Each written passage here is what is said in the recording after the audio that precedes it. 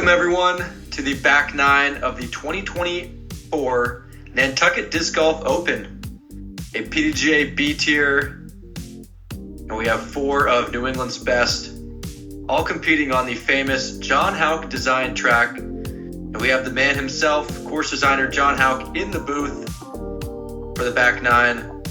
John, what did you think of the front nine and our players today? Well, loved to see Casey get on fire there. I'm ready to see you and maybe a couple of the other guys get on fire on the back nine. And I just love being able to see this course in great shape and great weather, and happy to be doing this. That's right. We've got the four of us and the man from Nantucket, as we just saw here. As we come to hole 10, par 4, a placement shot off the tee, and Mark Chapalonis has shown us the way. Yeah, this is just so important to get your drive in play here. This is another hole where we've lost a lot of trees on the second half of the hole. So just, you don't even need to turn that corner. You can just about go straight and finish short of the far woods line, and you're almost guaranteed to at least have a good line into the basket. So that right there is not what you're looking for. Yeah, the forehand is certainly the play if you want to break this corner in one shot. Thank you. As we have Casey probably doing the best drive of the card there in terms of position, but we will see how he plays it from there. Yeah, he got some good help. I think generally, as long as you're not in the woods there, you're going to be able to have a good look. We get a nice forehand there from Stevie using those Nantucket skips. Predict bullseye right here. Start here. You're good going with the MD5, and I hope you are right, but... Oh, famous Nantucket rough. Missed the angle on that one a little bit. And yeah, coming after that Turkey Gulch, as we had conversed about during the front nine, as we finally get the bullseye there for Marky. Holes 10, 11, and 12 kind of provide their own challenges, as all being some of the most difficult holes on the course as they average. So a quick jump back to some tough scoring conditions here. Yeah, and I think I should probably give credit where credit is due. Talked about the story of the player who first pointed out to me that I had this habit that I didn't even realize of putting 3 short par 3s in a row, and his name was James McCain. So he he's a guy who first brought that to my attention, and now, of course, I think of him anytime I've got 2 par 3s. There we go. And thinking about putting a third one to put it back to back. So yeah, able to get the nice highlight putt for bogey, which is kind of that bittersweet feeling. Yeah, something about this round, something about these perfectly placed trees, John, just somehow allowed me to have some of the most uncharacteristic mistakes of my year. But it's okay. We are on the island celebrating a great season in New England, and Nantucket's a great way to do it. Well, and that's one of the things you always hope for when you're building a course is, even in a bad round, people are going to say, "I'm just glad that I'm here."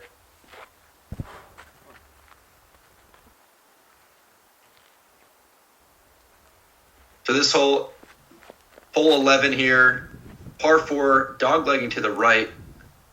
A really great hole. This one defining tree on the left creates a very good obstacle for being a skinny dead tree. Either backhands or forehands, wanting to cut inside of that and getting to a good spot, as certainly one of the more guarded holes on the course with a lot of trees present in the fairway. Yeah, a lot of trees in the last 250, but as you know, because you've spent enough time here, if you can get your drive in the right spot, and it looks like maybe you did there, there are a couple places where you want to put your drive, and if you do, you'll have at least one or two good lines to the pin. But if you don't get to one of those prime landing areas, you're going to wind up having to scramble. And I do remember spending a lot of time on the placement of this tee, to make sure that the trees that were available there would create a little bit of challenge and maybe even a little apprehension in the player, because a lot of pressure on this drive. Yeah, we saw it there with Frisch kicking into the woods.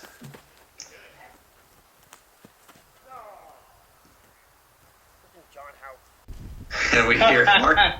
I was about to say he found a spot where he should have a good line there. If he had a good line, he didn't hit it, then clearly that's my fault. So I take responsibility. But yeah, Harry, you look like you put yourself in a pretty good spot here. Yeah, having to go to a knee from this branch here and looking to fight through a gap, and I do so. Looks to be edge of circle, and yeah, with all the trees and difficulty with shaping both the shot and approach, happy to be in the circle as we have Frisch way off the fairway here. I believe attempting some sort of overhand shot, and we'll have to see where that ended up. Oh, I'm sorry. That was my fault again.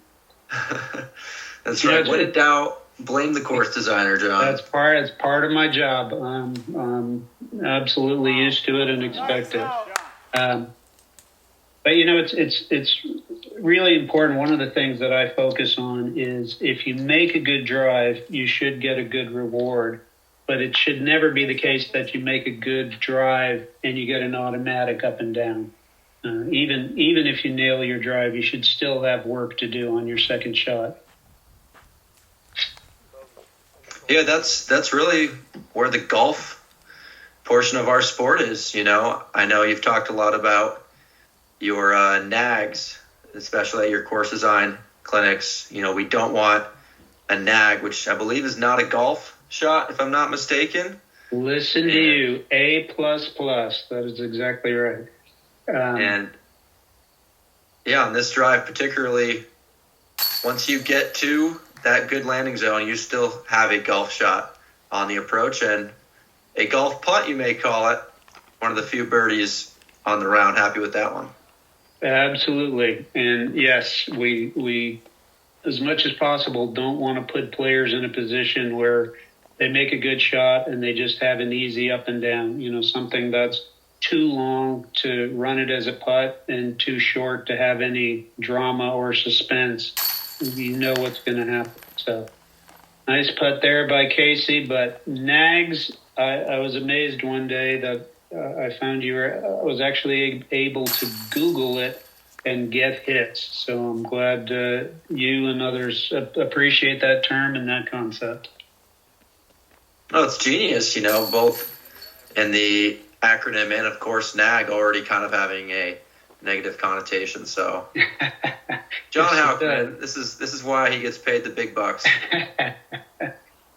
All right, and this is where Harry continues the big comeback. Nice line. Yeah, loving that shot there. This is one of the few holes that's going to force this flex shot. So we see a lot of our players going with overstable discs, and has certainly become the play on this hole. Yeah, and in my mind, you can throw a 250-foot drive here, but if you put it in the right spot, your odds of getting up and down are going to be good. It's really an old school, what I always call kind of a North Carolina type of hole. But if you use a higher speed driver like Casey did there and you put it in the right spot, then that works too. Yeah, we saw Casey kind of tone down round one, looking for more of that shorter placement shot, and that time taking the same disc and just hitting it a little bit harder and playing for that aggressive landing zone, and I would consider that a huge win for him, way up there. Now that's a good place to be, and I think sometimes if if you held a round and forced these guys to throw a putter on this tee, a lot of them would find that they might even get more birdies than they do, with using the higher speed discs off the tee. Marky, you see yours? But I'll let you run that test with some of the players next year. Yeah, for sure. There we I go. opt for the slower speed disc on this approach, and Oh, there you go. Yeah, so see this hole really was not designed with that kind of driver in mind, and Casey hit it so well. That was almost snags right there. I mean, he was in a spot where he's going to get up and down almost every time, and he almost got up and in. right, of course, Casey went with his Doombird 4 FD3, very stable run of the 9-speed disc, and yeah, those were not really around when this course was being thought of, and at least not to the way that he threw them. No, that's true. And, there came a time fairly early on when Todd decided that, we need a new basket on that one. But Todd Rainwater, our benefactor and good friend who put this course in, decided that he wanted to have an event that would bring in some of the top players in the world. And it became a whole different experience. And we had hoped that we'd be able to put in some gold tees or some good gold pin placement, but it just wasn't possible. The state was not going to allow us to get into areas that we hadn't already used. And so some of these holes, basically all of these holes play a little shorter than we would like to for top players. But as we discussed in the front nine, we hope it still has a good challenge for everybody. Yeah, we've seen over the years, over the course of 2 rounds, the cream still rising to the top. So I think That's as it should be. Yeah, and we have so many holes just like this hole. One of my favorites here, as this gap really just does find that perfect line, or maybe if you can miss the gap and still get up there. Yeah, have to I check don't know the what to replay do on this. about those. Believe me, I do everything I can to make sure that people who miss the line get knocked down. But sometimes you just you get through and you be glad that you did. Sometimes you're a little off, and trees do what the trees are supposed to do.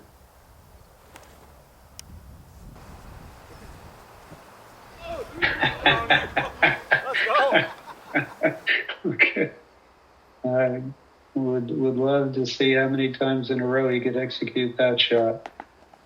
That's great. Yeah, this wishbone, really a signature feature of this hole. Was that always right there at that spot? No, that happened. That happened several years later, and I think it's neat that when the local guys lost some trees in the storm, that they cut it up and saved parts of them and kept them on as part of the course. So it's got a little artistic feel as well as creating obstacles. There we go. Yeah, we're in a stretch of holes here where a lot can happen. Put it back. And if you're not hitting your lines and not making those approach shots, people can really pull away. Yeah, hitting your line is certainly the most important factor on this short hole. And Casey actually going to the forehand P2, which you don't see too often. I think his forehand just felt like it was pretty hot and had a better chance of hitting that gap. But we'll have to scramble, save par. So close. And this hole at times has played one of the easiest, and some years and some rounds it just seems to really frustrate people. Yeah, I mean, I think the average New England player is kind of stepping up to this, saying, there's one of these at my local course. But for maybe some of the pros that got all the shots coming to Nantucket for many years, in some ways, this type of shot is harder to execute than a 400-foot open hyzer. So certainly providing a challenge here. And yeah, I love that point. And I've heard Casey say several times that he just doesn't practice this shot because he doesn't have to. You don't see that kind of shot on the pro tour very often. So it was one of my goals to really mix things up for people, wider, tighter, longer, shorter, and keep people thinking and keep them on their toes and make them have to execute in all different kinds of situations.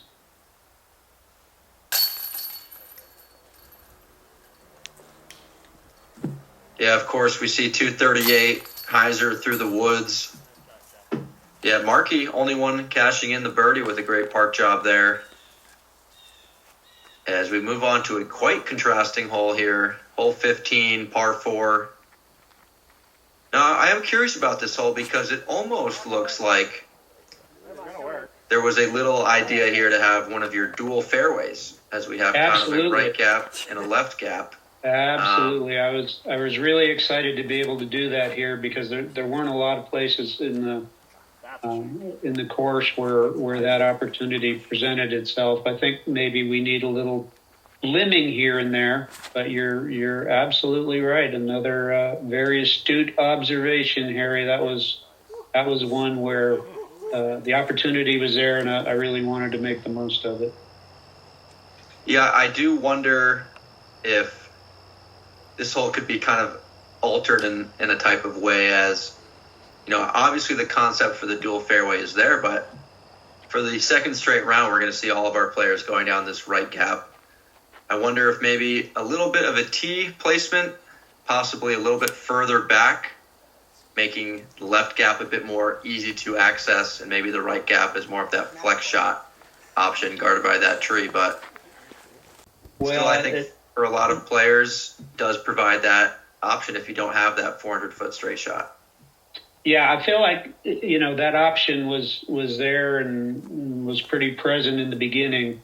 So, we lose trees and one gap opens up, and then we're in one of those rare stretches on the course here where you have a lot of low limbs on some of these conifers. So it might just be the little limbing on that left side would help balance things out, because you hate to give people options and see everybody go the same way. So that needs a little bit of something. You're absolutely right about that.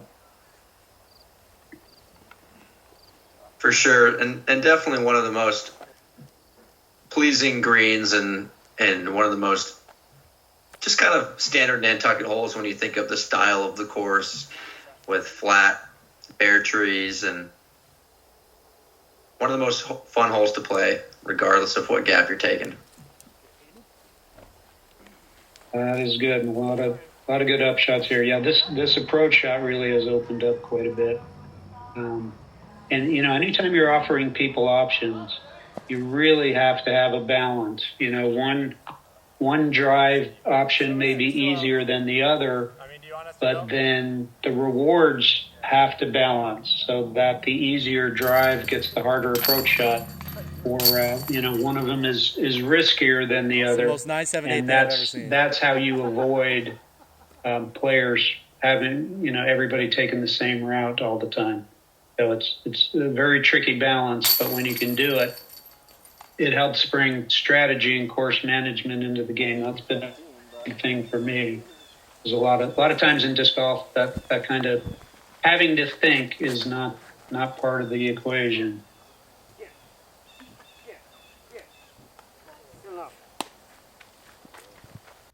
Coming back now to hole 16. Coming in at 580 382, so could potentially be reachable for a long putt for some of our players. I will say the low ceiling off the tee and this kind of forced straight shot does make it hard to achieve that max distance flight. But certainly some players out there that can get this one in two. No, and I know, a guy who throws as far as you, looks to me like maybe that ceiling's got a little lower than it's been. But this was always a hole where if you have that kind of distance and you get it out there, you can put yourself within 150 feet, and the second part of the hole is almost wide open. So if you get a good drive, this one becomes kind of a tweener. But sometimes the widest fairways turn out to be the hardest ones to hit, and I've seen a lot of people winding up in the rough on this hole. Paul Ulibarri had a good stretch here back in the day. He beat Brinster in 2014, and then finished ahead of Macbeth in 2016. And he had a drive that was in the left rough. He had to straddle or take a knee and threw a sidearm and put it in. And I think that was the year that he established the course record. Wow. It was an amazing shot and an amazing round. Of course, a few years after that, Joel Freeman got to 17 under through 17 holes and was not able to convert on his last hole, which I think was number 2. So that was clearly an amazing round, and we probably won't ever see that score again. Wow, 17 under. Quite the performance there. And yeah, with the variety of shots here, and especially for the gold level player, a lot of emphasis on the execution. It is no surprise to see that Freeman would have the skills to shoot a 17 under. As Caseywhite, looking to become the 2-time champion, really doesn't have to do much here, at least on this card. We do have Matt Bell charging from the second card, but Caseywhite looks to be a few strokes clear, and at this point of the round, 11 down through 16. So really earning that mark and hoping to get his first win of the year. And here's a hole where we've seen a lot of different shots. You and Mark took the wide hyzer route. Casey took the inside hyzer route. We've seen players over the years take that wide forehand route, and then there's a tighter forehand route too. So, but none of them are particularly easy, and you really have to execute to get yourself circle 2 or even more so circle 1. Yeah, back to that dual fairway point we had talked about these salty chains on Nantucket are quite brutal. Is that what it is? It's the sea salt? I hadn't heard that theory before. I don't know. It could be something to do with it. Yeah. I always just wanted to wash off the sea salt after every time it was used. So who knows? That salty air, could have something to do with it. But I'd be happy if people blame the salty air as often as they blame me when things don't go right on this course. So I'm good with that.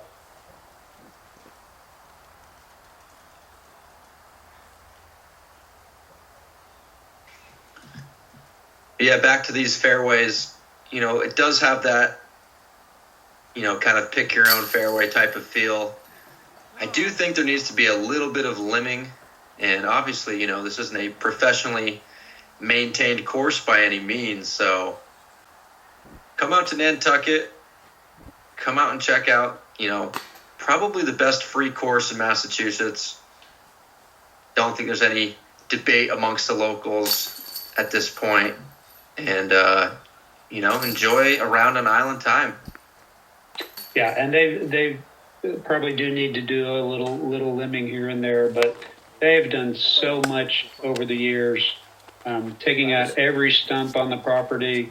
They've done some tree planting and made sure the tees are always in good shape. And I give Todd and his crew a lot of credit for keeping this course in really good shape. And here's another hole where a lot of different things can happen. I told you I was going to do that. Yeah, hole 18, the finish of our round, and at this point, Casey is kind of just walking it in.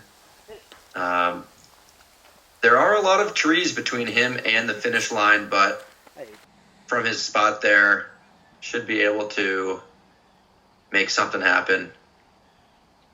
And of course, the other thing on people's minds right now, and they're on 18, you want to finish in that top 4 so that you make it into the world-famous Raz round. And if you don't finish in the top 4, if you're 5th through 8th, then you're eligible to be a caddy for the Raz round, which is one of the most fun, unique formats that I've ever seen. And obviously, they're still doing it, so it's endured. I give Todd a lot of credit for that. I don't know how he thought about a round of disc golf where people in the gallery can yell as much as they want, but it's really a lot of fun. So it's funny you mentioned the Raz round there. I did look at the scores and saw I needed an eagle to get into the Raz round. So oh, really?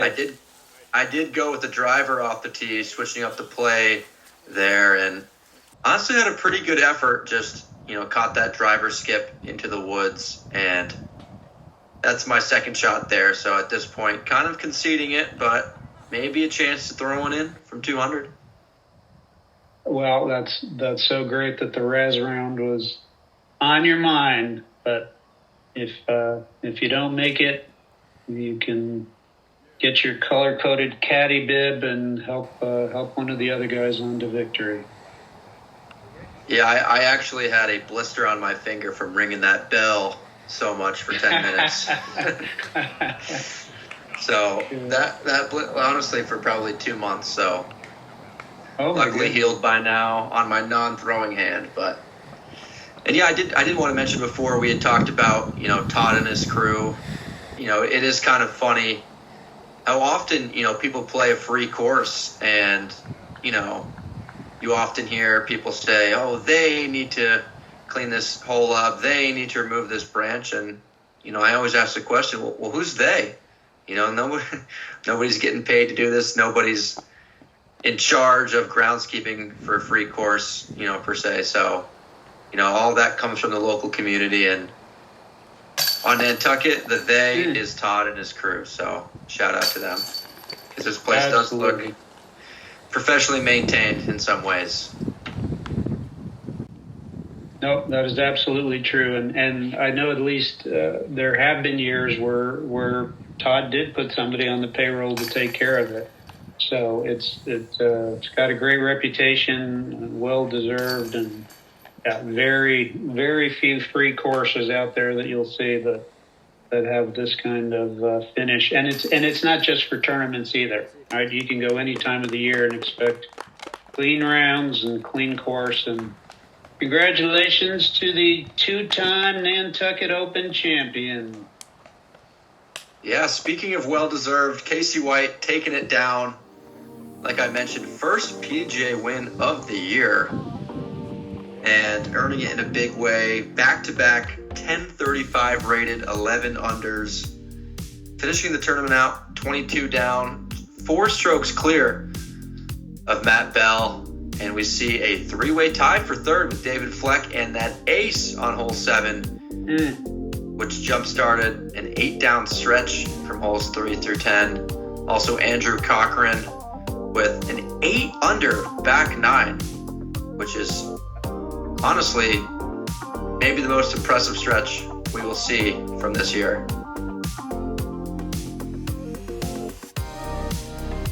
As we have our early look at the Raz round, so stay tuned. Subscribe to the Greatest Media Team if you want to see the famous Raz round. We see some great faces there. Steve Brinster, the whole tournament sticking around for this Raz round, so you know it's going to be a good one. And that's pretty much all I've got for me. John, any last words about Nantucket 2024? Well, it's been a great experience, and there we see Todd Rainwater, the man himself, kicking things off. But absolute joy to work with you.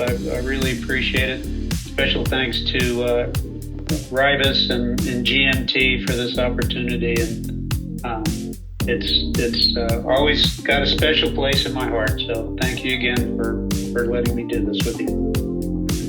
Well, John, we'd love to have you back out at Nantucket sometime in the future. I know you're a busy man with a busy schedule, but hopefully we can see you out in New England soon.